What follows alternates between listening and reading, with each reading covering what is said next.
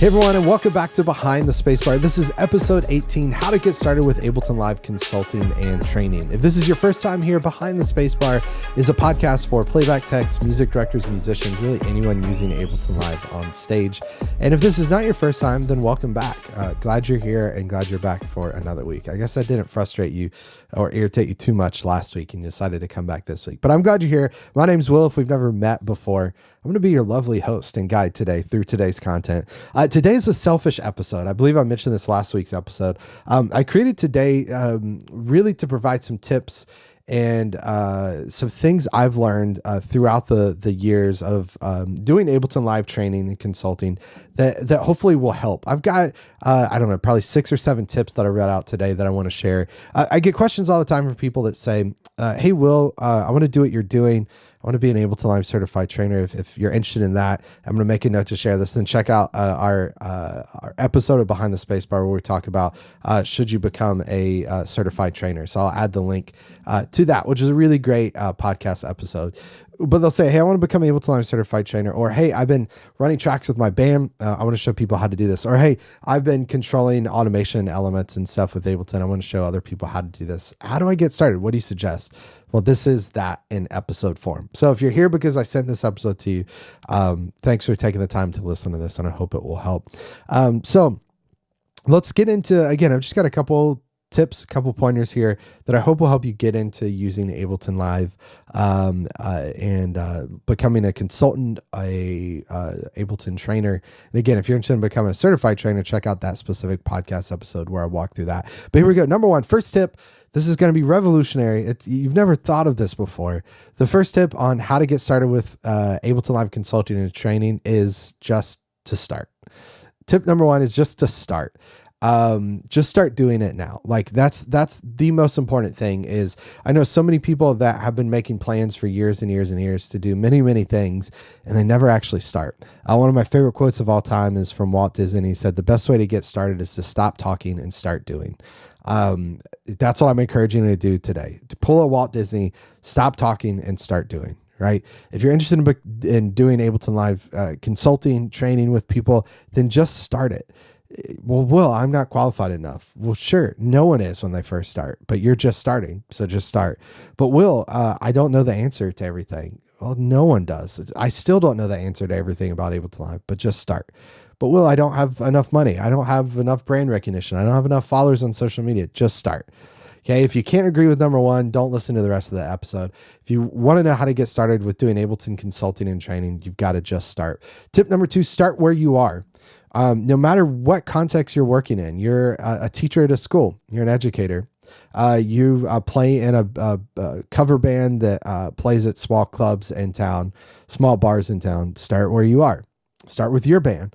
And then you can move to other bands kind of in your circuit. You're a worship leader at your church. You want to help worship leaders at other churches do this. Well, start where you are. Start in your circle with your people. And again, go back to when all else fails, go back to tip number 1. Just start doing it. Start helping people, start showing people what you've done. And you'll be really excited and surprised to see how quickly things kind of grow and maybe potentially get out of hand. Tip number 3, start for free. I think sometimes we learn a new skill, we learn a new talent. I believe it's Austin Kleon that just talks about having a hobby, just something you can do for fun.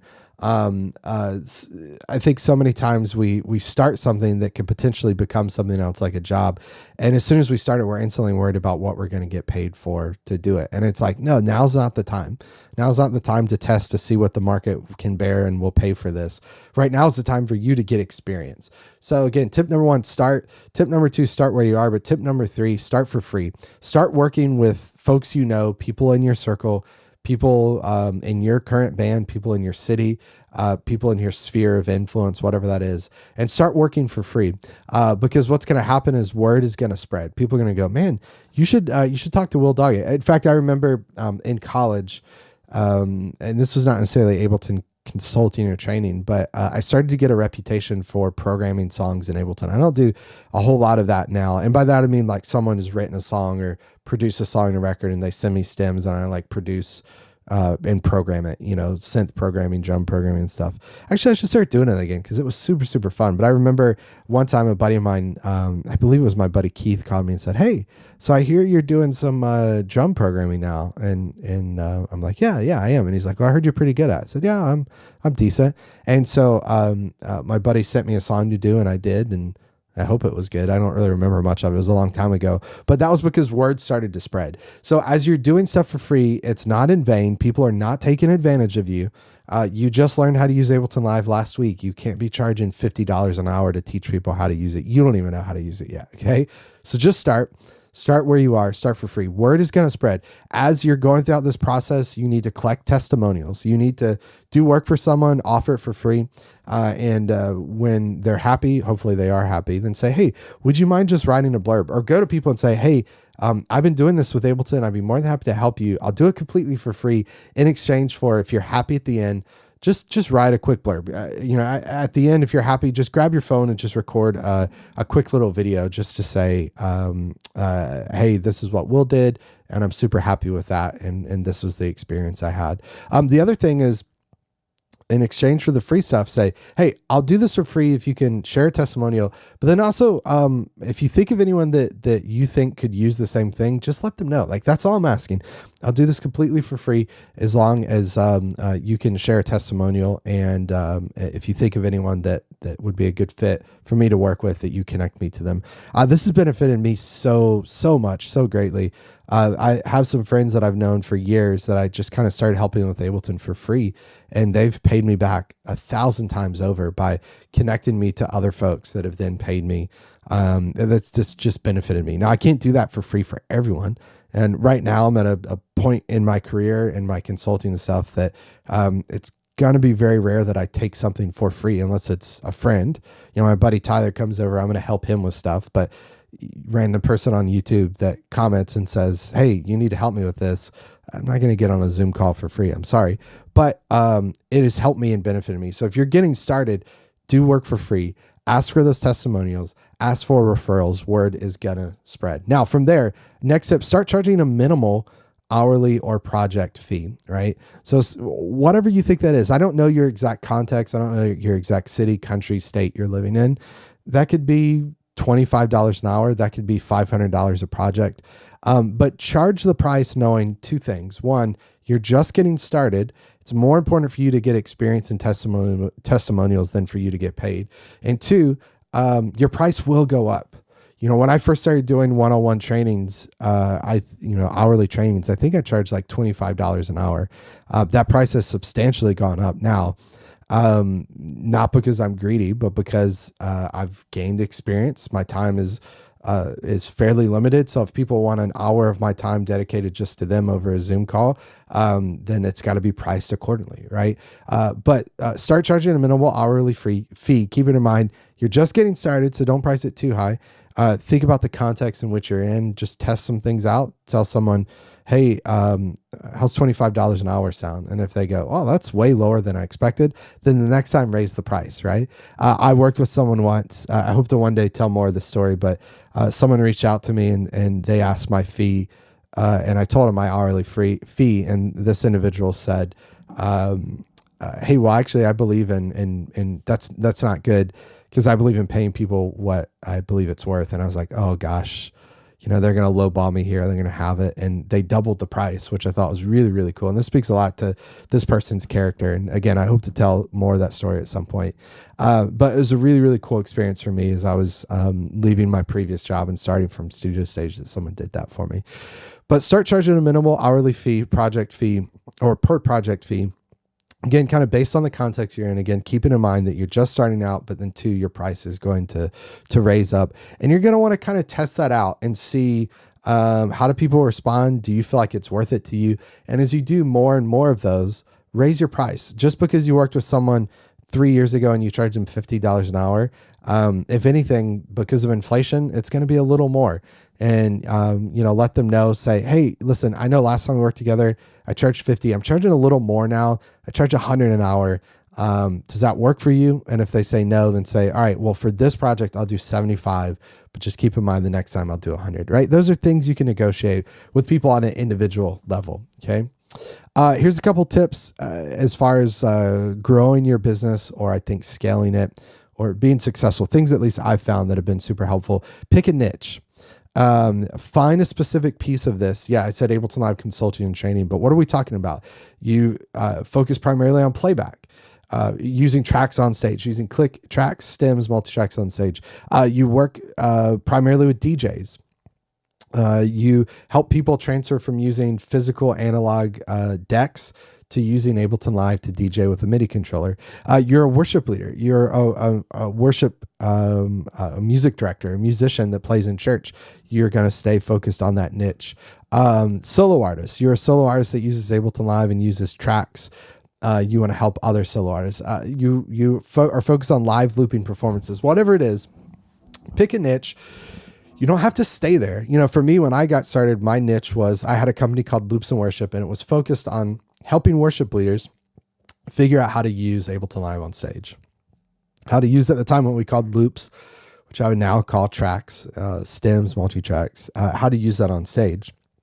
From there, you know, I started creating content that was noticed by people and people outside of churches and people that were bands traveling the country and drummers and music directors and stuff. So my niche grew kind of slowly over time. And then I picked up kind of another new niche, which was using Ableton Live to automate stuff. You know, I was the expert in that. I mean, I still think it's weird to call yourself an expert, but like I grew in prominence of, if you want to know how to use Ableton Live to control something, Will Doggett is the guy, right? And that started kind of in the church, and that's kind of grown from there. And that's just because I kind of picked this niche, I focused on it, then it started to grow. I picked this niche, focused on it, and it started to grow, right? So pick a niche, find something, and it doesn't have to be, you know, I just gave some examples here. I'm trying to think, folks using Ableton Live in the studio to mix, to produce. I heard a story once, and I didn't get a lot of details on this, but of an Ableton Live certified trainer going to, two different stories, going to like TV production companies and teaching them about how to use Ableton Live. I have no clue what they taught them. In fact, I need to ask, like, what'd you teach them? Because that sounds amazing. But going and showing people how to use Ableton Live in the music and film creation process. I know folks that use Ableton Live and teach people how to use Ableton Live in film creation, game creation rather, that are creating video games and showing how to integrate that. Find a niche, pick a niche, know that it's going to expand and it's going to grow. Here's another tip: be yourself. I think I've told this story before publicly, but I remember going to Full Sail in Florida, and it was for the Push One reveal. So it was at a time where their push wasn't out publicly. I had like one of, I don't know how many, 10, 15 pushes in the US, and Ableton sent it to me, and it was like, oh, this is amazing. This is really cool. And went up to Full Sail with my buddy Doug and did the push reveal. And I just remember the person before me was really great. The person after me, Da Vinci, is this incredible performer, incredible finger drummer. And I felt, you know, like this guy in the middle that just stuck out like a sore thumb. Everyone had like a DJ name, like Beef Wellington or Filet Mignon or some name, you know, everyone had a cool name. And then here was Will Doggett. And I remember just talking to my buddy Doug, and I was like, I feel so out of place. Like, and it's not it's not the people that did it. They did nothing to make me feel out of place, but I felt insecure. I felt unconfident in my abilities because I wasn't like a DJ. But he just kind of reminded me, and through years of reflecting and looking back on it, it's like, well, just be yourself. I'm not a DJ. I'm not a producer, so I'm not going to, you know, pretend to be a producer. I'm going to be myself. I'm going to be confident in what I do, and I'm going to do my thing really, really well. And I'm attempting to be the very best at what I'm doing, not the very best at like 6 different things. That gets me to my next point, and I kind of mentioned this, and this ties into this. Don't fake it. If you don't know how to do it, say you don't know, or try to figure it out together. And that's a great pro tip that I've heard from a lot of certified trainers as they're teaching content and teaching courses and teaching lessons is they just say, man, if I don't know the answer, I'm going to say, you know, that's a good question. I don't know. Let's figure that out. I'm not really sure.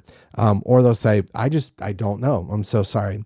So don't fake it. If you don't know, then just say you don't know and be yourself. Now I'm going to wrap up with 2 book recommendations. I wish I did this more on the podcast, but I love reading. You can see, actually you can't see, but around me, if I made the camera a little wider, I am surrounded by books in this office, like tons and tons of books in this office. Again, it kind of stinks you can't see them right now. I should adjust the camera angle. But anyway, lots of books in the office. Okay, neither here nor there. I want to wrap up with 2 book suggestions that I think are really helpful and beneficial. If this is something you're interested in, and these are books that have been good references for me. The first one here is called Content Inc.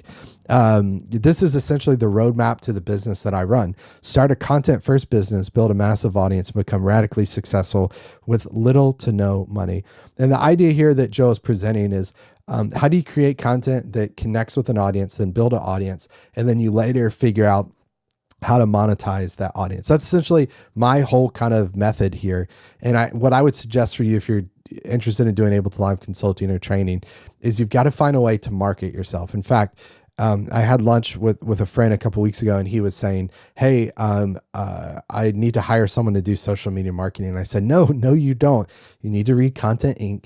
And you need to figure out this model of content marketing where you create marketing that positions you as an expert and then markets your thing. And as your audience gets big enough and sustainable enough, you can create some sort of product offering as you listen to them and figure out what they want, what they don't want. And you create that product offering and people will buy it and you'll have a business. The second book I want to mention, this is a newer one. And I just got this, and Graham Cochran, who does Recording Revolution, does the Graham Cochran Show. Really great book, How to Get Paid for What You Know. The subtitle here, Turning Your Knowledge, Passion, Experience into an Online Income Stream in Your Spare Time. Graham's is a little more, I think, basic than Content Inc. is. Content Inc. is also basic, but he gives you like a full roadmap and very, very specific. Graham's book is smaller. I think it's a quicker read. But I would suggest getting started there, because Graham's book is going to kind of lay the framework and foundation. And then from there, if you read it and you go, I'm really into this, then Content Inc. by Joe Polizzi is going to be a great book for you. And again, when I read Content Inc., first, when I read Graham's book, I mean, this was like a week or so ago. It came out not too long ago. I finished it and I just was like, man, I'm just so thankful to be in the business I'm in, to be doing what I'm doing. And a lot of what Graham said, I really enjoyed. And I pulled out some specific things from Graham's book about like simplifying my business and simplifying emails I'm sending and offers I'm offering, things like that. And when I read Joe's book, I read it this year also. It would have been, or was it the tail end of last year? I can't remember. I think it was the tail end of last year, but I read it and I thought, man, I wish I had read this 15 years ago when I started my first business, because I think I would be a little further along than I am now.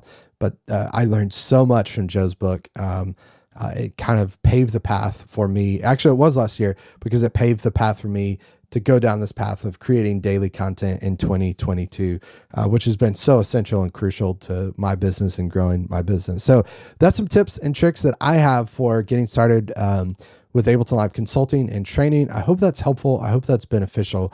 And if you want more tips and tricks, then stick around, keep checking out the podcast. We do new episodes every Monday, 10 a.m. Central. The best way to stick around, I think the podcast is, yes, audio form if you're listening on Apple Podcasts, but it's also available in video form. As I was talking about those books, I was showing those on Amazon. And if you want to see that, you can head to the YouTube channel. And when you're there, do me a favor, subscribe, and then hit the bell icon so you're notified when we post new content. Again, every Monday, 10 a.m. Central. I love this podcast. I love the community around it. If you're over on YouTube, say hey in the comments. Let me know the type of content you want to hear more about, and the topics you want to hear more about. But I hope this episode was beneficial to you. Again, let's go back to the beginning. Let's end the way we started. Just start. If you're interested in this, just get started. Start somewhere and let me know how it goes. We'll see you on the next one. Take care, everybody. Bye.